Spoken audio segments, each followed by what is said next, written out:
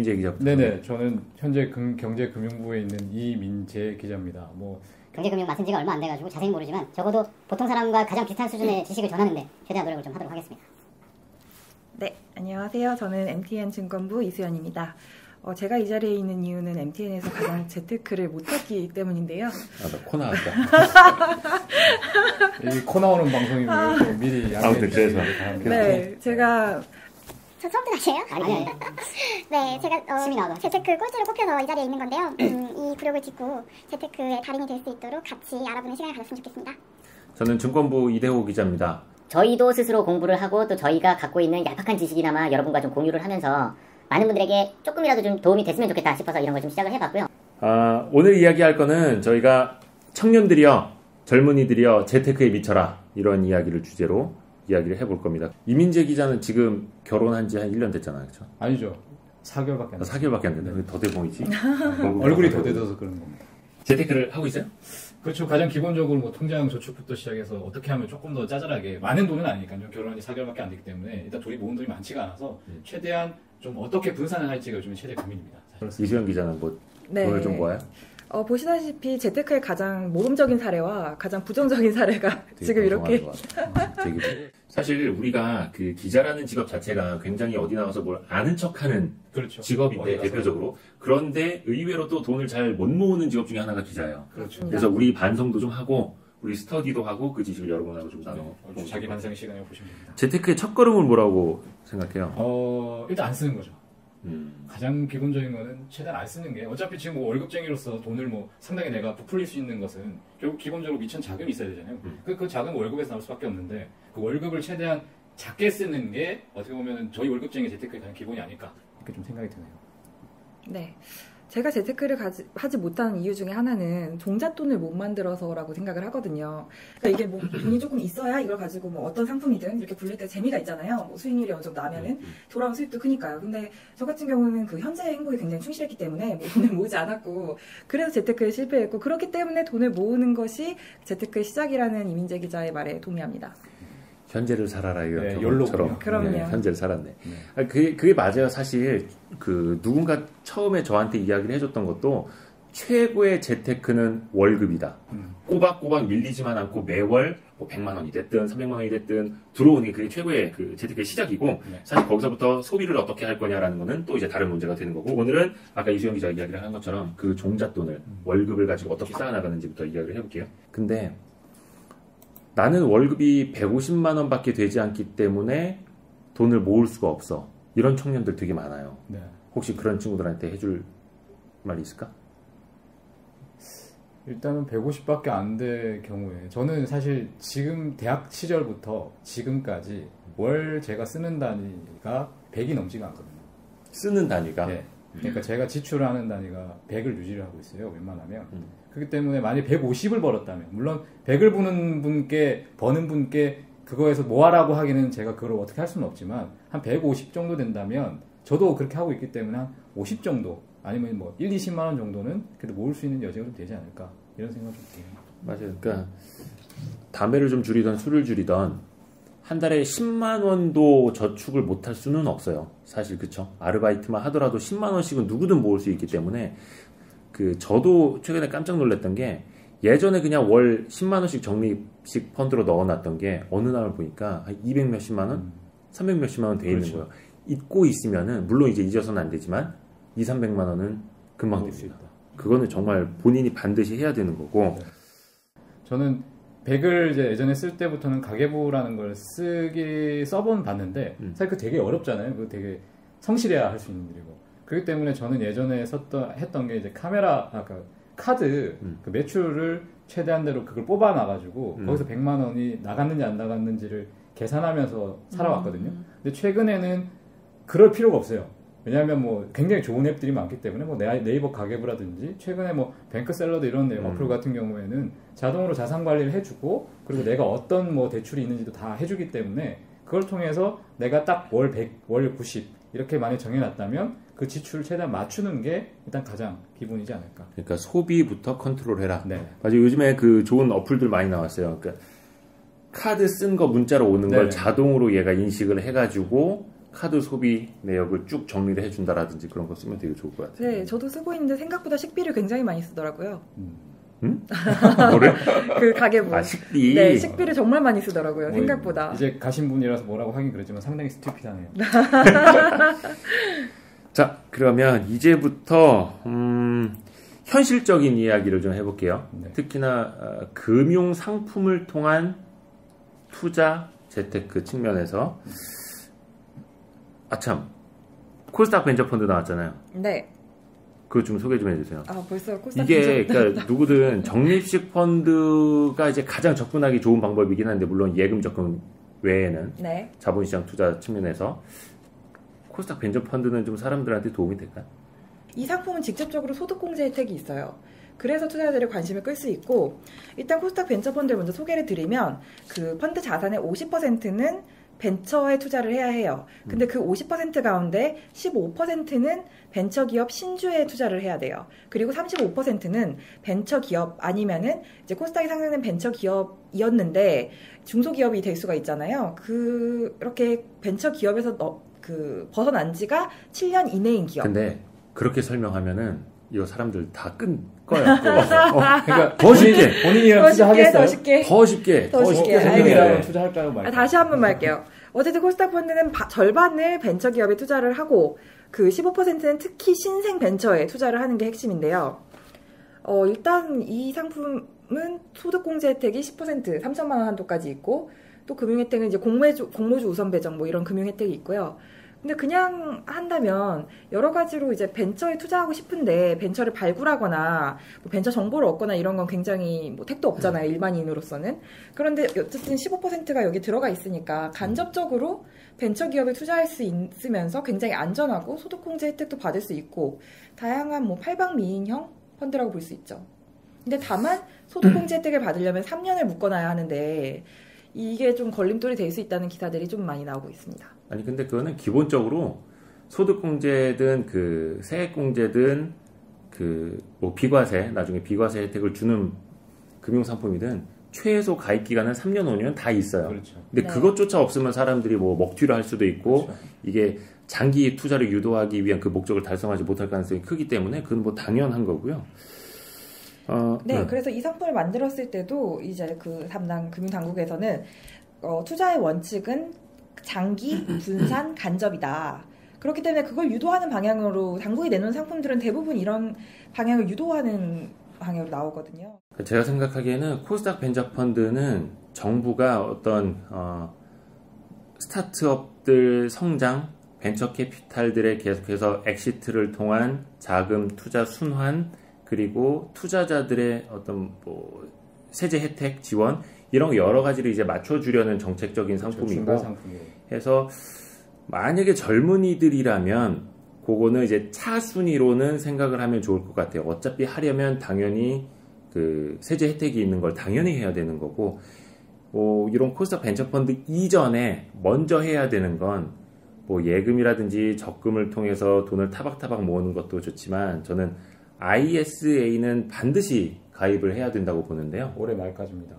그러니까 이게 그 세제 혜택 주는 게 2018년 말까지니까 물론 이제 뭐 거의 연장이 될 수도 있는데 아마 연말쯤 되면 이거 절판 마케팅 많이 또 나올 거예요. 근데 일단은 사회생활을 하는 그리고 소득이 있는 사람이라면 누구든지 이제 가입을 할 수 있고 이거는 소득 수준에 상관이 없잖아요. 그렇죠. 그리고 1년에 2천만 원 한도로만 넣을 수가 있는 거고 5년 동안 1억 한도로만 넣을 수 있는 거고 이게 가장 좋은 게 뭐냐면은 어렵게 표현할 것 없이 이 큰 바구니 안에 예금도 넣을 수 있고 펀드도 넣을 수 있고 뭐 ETF도 넣을 수 있고 뭐 원유 ETF, 골드 ETF 무슨 뭐 헤지 펀드도 넣을 수 있고 마음대로 넣을 수가 있기 때문에 거기다가 세제 혜택도 있기 때문에 또 어떤 뭐 소득 수준에 대한 뭐 장벽도 없기 때문에 일단은 젊은이들이라면 당연히 ISA부터 만들고 시작을 해야 된다라고 보고요.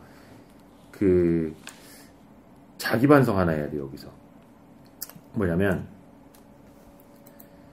이게 2016년 봄쯤인가 ISA가 처음 나왔어요. 근데 저는 그때 예전에 은행 출입할 때 알던 사람이 좀 가입 좀 해달라고 해서 그랬죠. 월 20만 원씩 적립식으로 이제 넣어놨어요. 어차피 소액이니까. 근데 거의 2년 가까이 제가 이걸 까먹고 있었어. 근데 제가 그때 했던 게 신탁형 ISA라고 해서 본인이 운용 지시를 해야 되는 거야. 그때 내가 좀 아는 척 한다고 금이 좀 뜰 것 같아갖고 금 ETF 많이 넣고 막 이런 식으로 했거든요.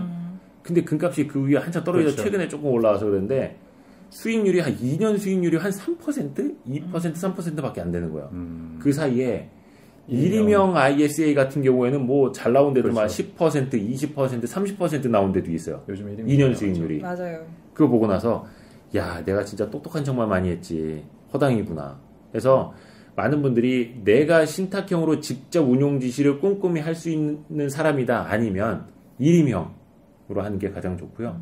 좀 이야기가 길어지는데 여기서 중요한 거는 고액 자산가들이 누리는 어떤 혜택들 있죠. 고액 자산가들이 받는 자산관리 서비스. 이거를 젊은 사람들 그리고 소액 투자자도 함께 누릴 수 있다면 그 상품은 무조건 가입을 해야 되는 거예요. 그게 일임형 ISA가 있어요. 왜냐하면 많은 은행들이나 그 증권사들에서 이 포트폴리오를 운용을 할 때 랩 어카운트라고 하잖아요. 그렇죠. 기본적으로 한 2억, 3억 정도를 마지노선으로 가입을 시키는 종합자산 관리 랩 어카운트. 근데 그거랑 포트폴리오를 비슷하게 가져가는 거예요. 일임형 ISA에.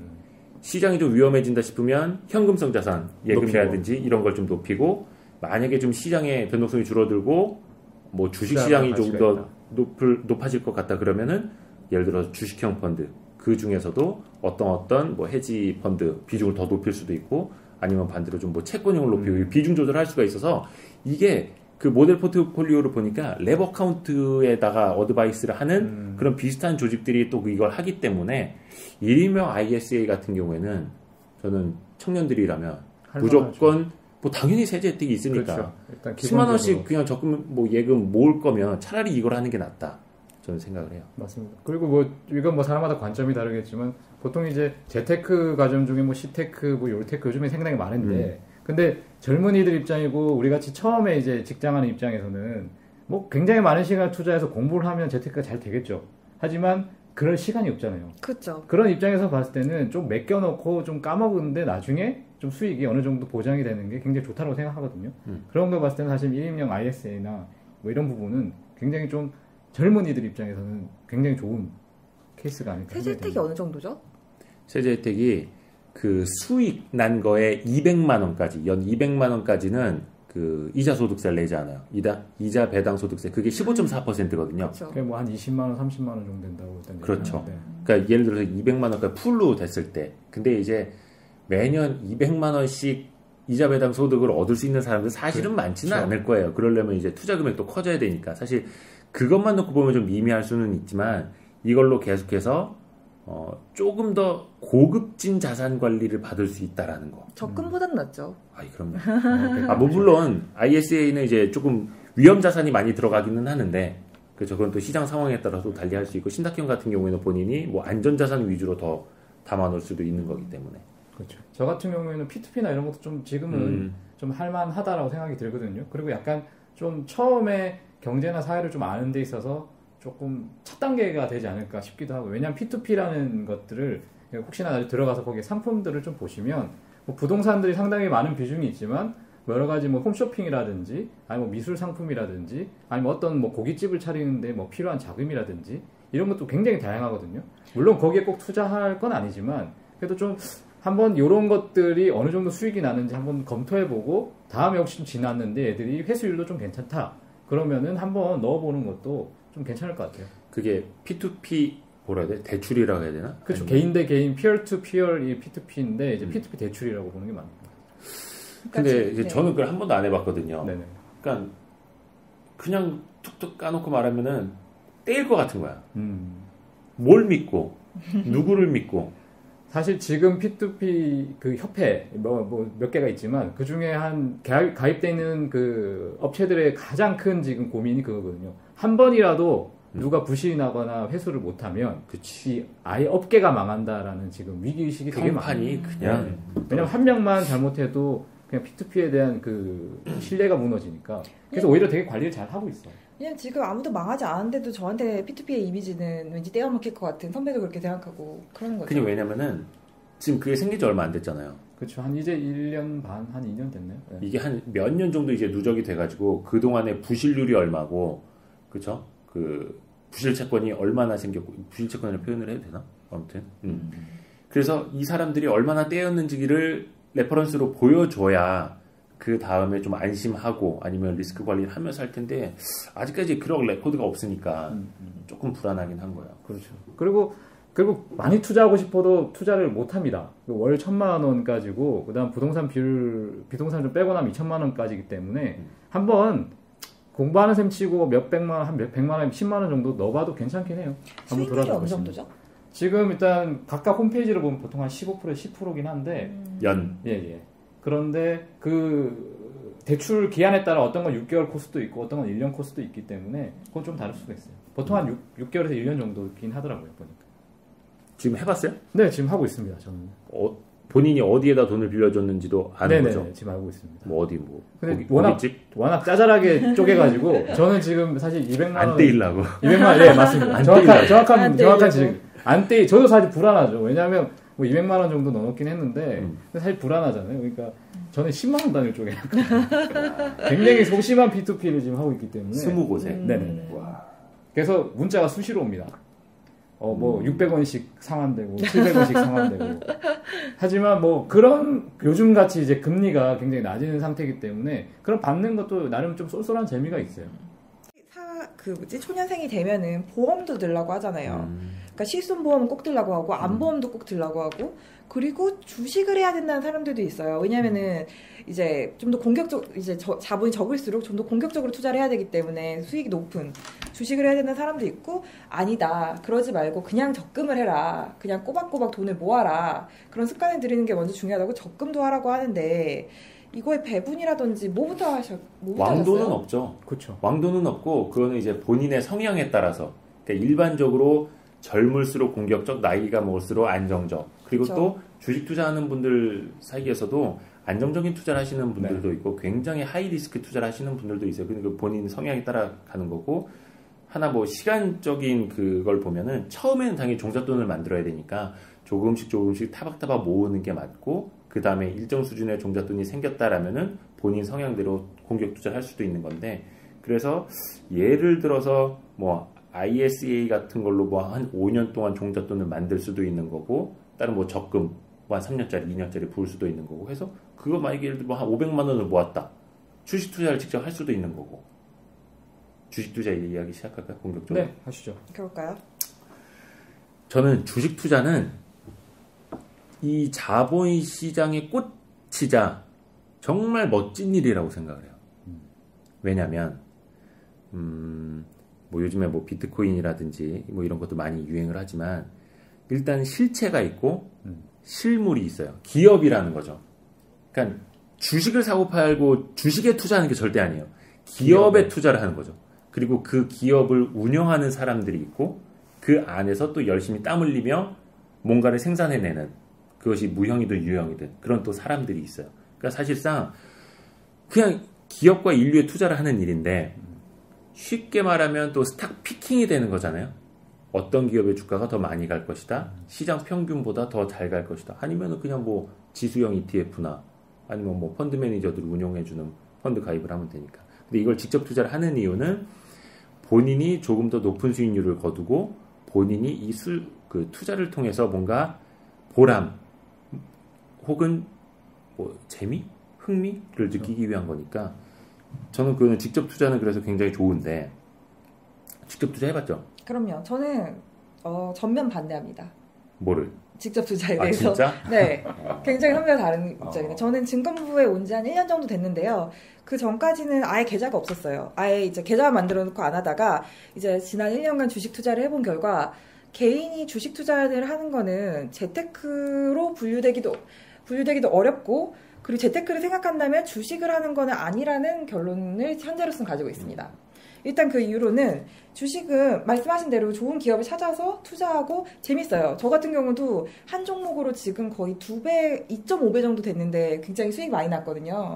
그래서 그런 즐거움은 있었지만 그런 연속성이 없어요. 그러니까 일단 제가 한 종목이 굉장히 수익이 잘 났는데 이걸 지금 팔아야 하는지 잘 모르겠고 그러니까 첫째로는 팔아야 하는지 그러니까 올해 기업을 찾는 건 사실 쉬워요. 조금 더 상대적으로 이 기업이 향후에 뭐 몇 년 안에 좀 잘 될 것 같다 이런 기업을 고르기는 쉬운데 이거를 언제 팔아야 할지를 그 시점을 잡는 게 사실은 굉장히 어렵거든요. 이제 팔았는데 갑자기 더 뛸 수도 있고 그래서 팔기도 어렵고 또 판다 하면 그 돈은 또 어떻게 해야 되는 건지 그 돈으로 또 새 기업을 찾아야 되는 거잖아요. 그래서 이런 과정을 계속 연속적으로 해야 되는데 요즘 분들이 그렇게 한가분도 아니고 저는 이쪽에 있으면서도 그걸 공부하고 알아보고 이러는 게 굉장히 어렵더라고요. 내가 봤을 때 그거는 주식에 투자해서 그래요. 그렇죠. 주식을 말한 거예요. 직접 주식 투자. 그러니까 기업을 알아보고 주식에 투자해서 네. 맞아요. 난 얘기하는 게 기업에 투자하고 경영자의 투자를 하는 거예요. 왜냐면 P2P도 마찬가지고, 그렇죠. 그리고 스타트업 투자도 마찬가지고, 사실은 그 사람한테 투자하는 거거든요. 근데 일단은 상장이 돼 있는 기업이니까 다른 데들보다 사이즈는 크고, 이게 시스템화 돼 있고, 믿을만 하고, 덩치도 있고 하니까, 그냥 뭐 대신해서 뭐 감사 보고서나 사업 보고서나 뭐 증권사 리포트 나오는 걸 보고도 대신 이제 투자를 하는 건데, 사실 저는 그게 조금 잘못됐다고 생각을 하는 거예요. 왜냐면 정말 제대로 된 투자는 마이너스 10% 마이너스 20%가 됐을 때 확신을 갖고 투자를 할 수 있어요. 더 살 수 있어야 이 주식이 가치가 싸졌네 저렴해졌네 하면서 더 살 수 있어야 이거는 제대로 된 분석이고 제대로 된 투자라고 생각을 해요. 맞습니다. 근데 그게 아니라 다른 사람한테 이야기만 듣고 샀을 때는 못 견디는 거야. 어떡하지 이거 무슨 일이 있나? 내가 모르는 무슨 일이 있나? 거의 다 100에 90은 그렇게 돼요. 그러니까 본인이 확신을 못하는 거죠. 해서 진짜 투자 잘하는 사람들 주식 투자만으로 진짜 한 100억, 200억, 300억 만든 사람들을 보면 공통점이 있어요. 그냥 슈퍼개미라고 우리가 그냥 쉽게 말할 뿐인데 직장인들이 하루에 최소한 8시간, 10시간, 12시간 정말 피땀 흘려서 열심히 일하잖아요. 그분들은 피땀 흘려서 그 사람들은 피땀 흘려서 열심히 그 기업을 공부하고 산업을 공부해요. 그러니까 이 회사에 숟가락 젓가락이 몇 개 있는지까지 알아요. 그리고 저기 위에서 예를 들어서 뭐 어떻게 뭐 산업이 되면 이 회사에 어떤 영향이 어떻게 미치는지까지도 다 파악을 하고 있어요. 그 사람들이 엑셀 정리해 놓은 걸 보면 웬만한 애널리스트 저리 알아요. 그렇죠. 근데 일반 투자자들이 그렇게 하느냐? 안 하거든요. 근데 이렇게 하면 예를 들어서 뭐 어떤 수급의 이슈라든지 일시적으로 뭐 어떤 뭐 해외 증시에서 뭐 파장이 미쳐갖고 이게 뭐 한 마이너스 10% 됐다? 돈이 있으면 더 살 수가 있는 거예요. 그렇기 때문에 제가 반대를 하는 거예요. 왜냐하면 일반 투자자들은 하루에 8시간씩 그렇게 주식 공부 못해요. 그리고 매일매일 그렇게 장을 보고 있지도 못하고요. 그리고 이렇게 갑작스러운 그런 뉴스라든지 이슈가 있을 때 급작스럽게 이렇게 대응할 수가 없어요. 그리고 제가 생각하기에 이제 많은 직장인들의 꿈은 부자가 되겠다. 100억 버는 그런 부자가 되겠다. 이런 것보다는 그냥 안정적이고 행복한 삶? 자기의 커리어에서 어떤 보람을 찾고 하지만 이제 월급을 조금 더 불리는 이 정도 수준의 재테크를 원하지 뭐 100억, 200억의 부자가 되고야 말겠다. 그런 꿈을 가지고 있다면 뭐 하루에 몇 시간씩 공부해서 그렇게 가는 게 맞지만 제가 생각하는 재테크는 그냥 자기 일을 하면서 너무 많은 시간을 소모시키진 않으면서 조금의 수익률을 가장 이상적인 수익률을 가져가는 게 대중적으로는 일반적으로는 맞을 것 같고요. 그래서 저의 결론은 주식을 직접 투자하는 거, 뭐 여기서 뭐 친구 그 추천으로 종목 추천 듣고 그냥 하나씩 사는 거는 일단 연속성이 없다는 점에서 그리고 항상 그렇게 딸 수 없다는 점에서 저는 추천하지 않습니다. 그래서 당에 다 모든 걸 공부를 해야 되지만 근데 안정적으로 장기적으로 볼 수 있는 주식도 분명히 존재를 하거든요. 그 안에서 성향 사이에서도 수천 개 기업 중에 고를 수가 있기 때문에 조금 좁혀서 자기 입장에서 맞는 주식도 충분히 찾을 수 있어요. 만일에 그렇게 보수적이라면. 네. 그렇기 때문에 어느 정도 한두 개 기업 정도나 뭐 세네 개 기업 정도 만약에 진짜 안정적으로 보수적으로 찾는 기업이 있다면 그런 데는 투자를 좀 고려해봐도 괜찮지 않을까. 그 주식도 굉장히 다양해요. 그러니까 거기서 자기가 맞는 성향이 분명히 있습니다. 굉장히 보수적인 것부터 굉장히 고위험까지. 저는 사실 그냥 매일 봐야 되는 게 너무 피곤했어요. 뭐 아니 근데 그 말도 맞고 이 말도 맞는데 매일매일 봐야 되기 때문에 주식은 피곤하다. 그거는 그 사람한테는 주식 투자, 직접 투자가 안 맞는 거예요. 맞아요. 안 하면 돼요. 왜냐면 그건 선택의 문제니까. 반드시 뭐 해야 된다 이런 건 절대 아니거든요. 그런데 만약에 직접 주식 투자를 하고 싶다면, 할 거라면 제대로 해야 된다는 거죠. 그 제대로가 뭐냐? 정말 열심히 공부를 해야 하고, 그 공부 자체는 이 산업과 이 회사의 기술력, 그 다음에 그 서플라이 체인이라고 하잖아요.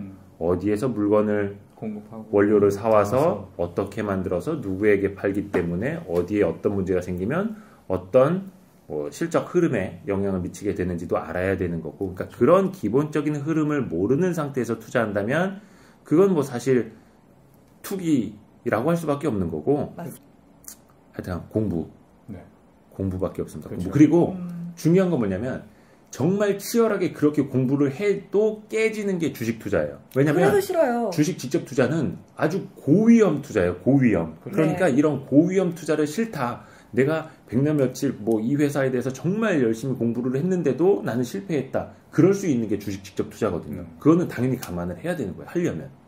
그리고 혹시나, 그냥 제 개인적인 생각이지만 혹시나 좀 젊은 사람을 상대로 한다면 한번 20대나 30대는 그래도 한 번은 몇십만 원이라도 주식 투자를 해보는 건 저는 나쁘진 않다고 봐요.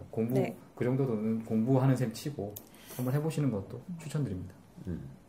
그 대학교에서부터 그 주식 투자 동아리를 하시는 분들도 있어요. 그래서 그때부터 이 투기가 아니라 정말로 투자하는 방법을 배워나가고, 기업 분석하는 거, 글로벌 경기부터 이렇게 탑다운 방식으로 이제 분석하는 것도 배워나가고 하는 것들도 굉장히 좋은 습관의 시작이죠. 저는 사실 대학교 때 투자 동아리 들진 않았는데 취업 그 공채 동아리를 4학년 때 하면서 이게 그냥 맨땅에 PPT 연습하고 취업 준비하는 것보다 차라리 그 회사 주식 하나씩 사가지고 하자 해가지고 얼떨결에 그렇게 투자 동아리가 됐거든요. 근데 그 1년 동안 그 공채 준비하면서 상당히 재밌었던 기억이 있어요. 왜냐면 한 주라도 몇 주라도 갖고 있으니까 그 약간 주식 투자 뭐 아니면 어떻게 이 회사가 변할지에 대해서도 취업 준비와 동시에 투자 공부도 되니까 좀 굉장히 도움이 됐던 기억이 좀 있습니다. 맞다. 그리고 또 하나, 그 세상에 공짜 점심은 없다라고 하잖아요. 그러니까 내가 누군가에게 맡겨놨다 하더라도, 간접 투자하더라도 수수료가 발생을 하는 거고, 맞습니다. 내가 잠을 자는 순간에도 돈은 잠들지 않는 거거든요. 그렇죠. 그리고 아까도 이야기를 했지만 이 주식에, 그리고 그 전에 기업에, 산업에 언제 어떤 일이 어떻게 벌어질 수가 모르는 거기 때문에 그거는 반드시 알고 본인도 항상 체크를 해요. 그러니까 주식 투자에 발을 담그는 순간 그건 항상 체크를 하면서 살아야 되는 거예요, 당연히. 그리고 펀드라고 이름이라고 해서 무조건 믿을 것도 안 되는 게, 예를 들면 우리가 항상 기자로서 지적 많은 것 중에 하나가 펀드 매니저가 수시로 바뀌거나 아니면은 그 레퍼런스가 없는 펀드 매니저가 갑자기 들어오거나 여러 가지 그 안에서도 변동상이 많거든요. 아싸리 우리가 모르는 공간에서도 그렇게 많기 때문에, 변수가 많기 때문에 거기만 믿는 것도 또 조심해야 될 부분이니까 꼭 맡긴다, 뭐 간접 투자한다, 이게 또 반드시 나에게 도움이 된다라고만은 보진 않았으면 좋겠어요.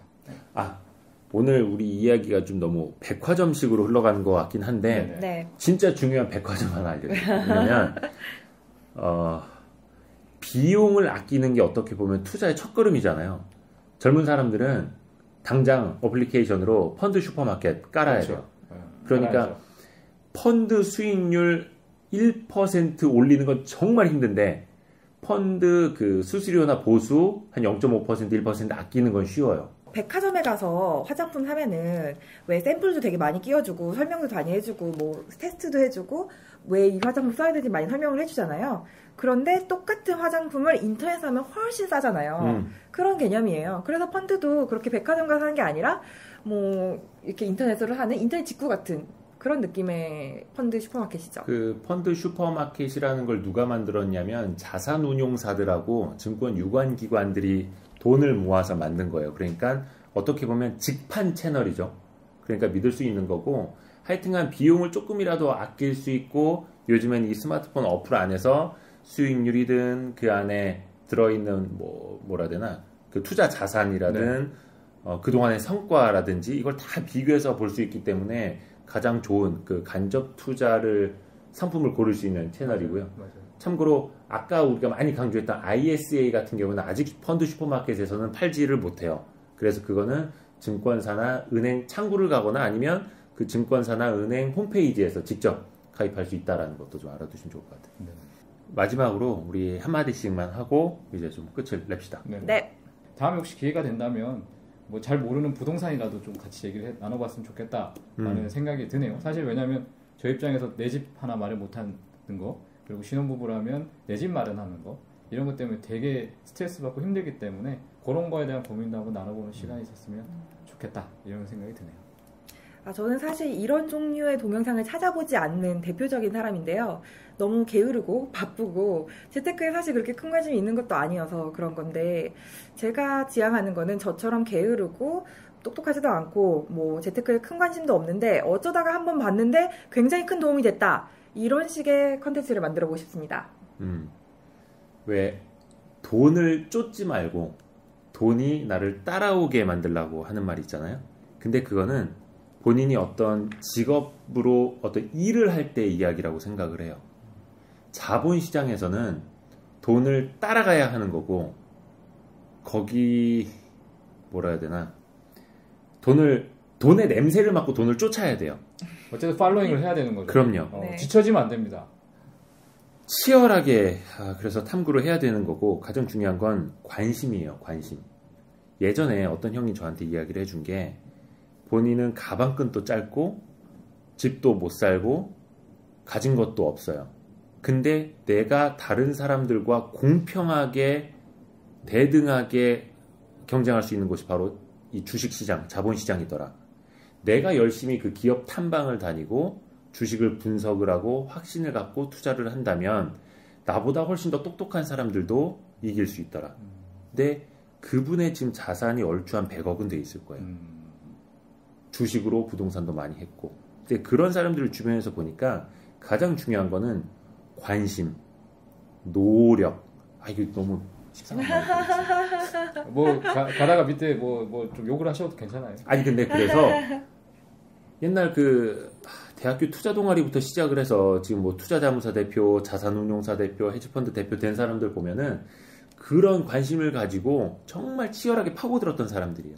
이 자본시장 안에서 성공할 수 있다. 근데 그런 사람들이 분명 위기도 겪지만 그게 이제 습관이 돼 있다면 언젠가는 다시 이제 부활도 할 수 있고. 근데 그런 사람들은 돈을 되게 재밌어해요. 그렇게 맞아요. 돈을 만들고 쫓아가는 걸 굉장히 재밌어 하거든요. 근데 저는 그래서 그런 것에 그렇게 재미를 느끼지 못하는 사람은 그 목표를 달성할 수 없다고 생각을 해요. 근데 다만 나중에 자기가 재미를 느끼는 뭔가를 하기 위해선 돈이 필요할 수 있어요. 그러니까 재테크에도 항상 이제 어떤 길을 열어두는 그런 건 필요할 것 같아요. 맞아요. 자, 아무튼 오늘 저희 머니투데이 방송 MTN 기자들이 여러분을 위해서 오늘 준비한 주제는 젊은이들이여, 청년들이여, 재테크에 미쳐라 였습니다. 다음번에 또 다른 주제로. 전 제목을 처음 듣네요. 저도 미쳐라 정도. 솔직히 식상한 것 같아요. 죄송합니다. 미쳐라 정도로는 얘기를 한 게 아니라서. 네, 바꿀 수도 있어요, 중간에 뭐. 그리고 저희는 아직 저희 이거에 대한 방송에 대한 그것도 없고요. 언제 나올지도 모르고. 네, 맞아요. 자, 인사. 안녕. 무지입니다, 무지.